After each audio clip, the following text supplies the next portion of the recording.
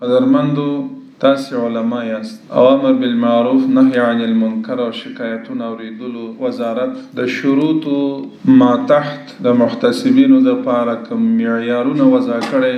هغه معیارونو کې عمده یو معیار دغه د چې فاضل عالم سند یافته فارغ شوی عالم وي، نو هغه به د حسبه او د احتساب د پاره به استخدامیږي. اوس خو زمونږ او ستاسې په دغه میدان کې مونږ او تاسې مخامخ یو، مبتلا به یو، صاحب البیت یو. تاسو به ښه عبور به حاصل کړی وي او ښه معلومات لرئ. د محتسبینو چې کوم علماء کرامو کتابونو کې اوصاف ذکر کړی، داسې په بدیل کې داسې اشخاص نشته چې مونږ یو نظیر پیش کولی شو. هغه مسئولین چې په هر ارګانونو کې کار کوي دغه اوصاف باندې هغوی برخمن وي. کتابونه داسې نه دي لیکلی، بلکې کتابونه ستاسو په باره کې لیکلی چې محتسب دا په خپل دعوت کې د بهادرۍ، د شجاعت، د شهامت او د استقامت یو مثال وي.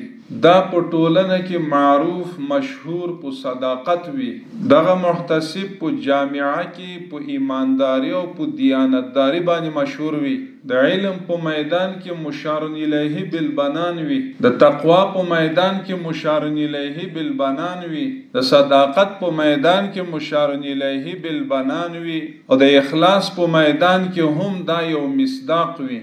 فرمان الہی دایون د پیغمبر، امر بالمعروف نهی لمنکر، سپیڅلی لارا څخلی هنر، امر بالمعروف نهی لمنکر، امر بالمعروف نهی لمنکر، فرمان الہی